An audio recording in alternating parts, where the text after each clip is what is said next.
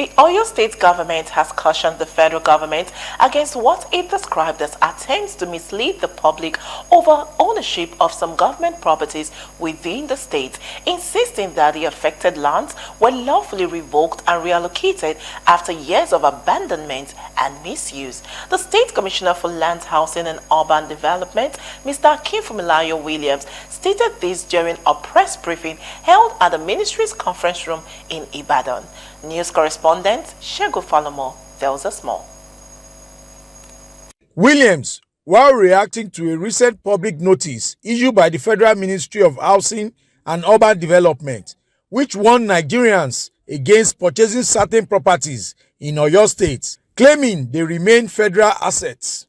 Responding to the federal government's position, Williams explained that the state's actions were guided by the Land Use Act of 1978, which vested control of all land in a state on the governor. He noted that the affected properties had either been abandoned or left underdeveloped for decades by the federal agencies, creating security risks and hindering urban development. A tenant of Oyo State. The land was given to Asidem in 1983, to be precise January 8. And there is a certificate of occupancy which was issued to them by Oyo State, whereby it is expressly stated on the certificate of occupancy that they should pay annual rent of, which is nominal, nothing less than 10 kobo every year to the state. This implies that their tenants were the landlord. Hence, the status still maintain that they are the lessee, we are the lessor. We are the one that used CFO to assist them in 1983.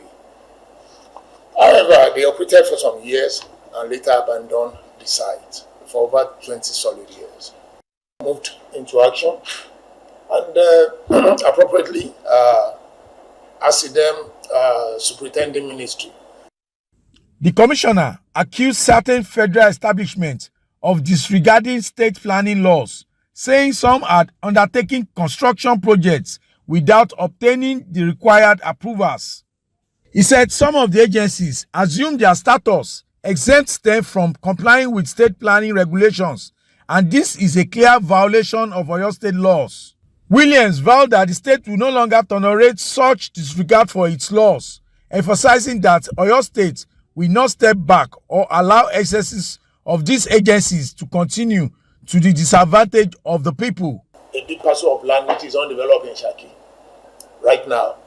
And if they are not putting it to better use in the interest of people, the people of Oyo State, in particular Nigeria in general, they say we'll take it over. We can't have a jungle in the city.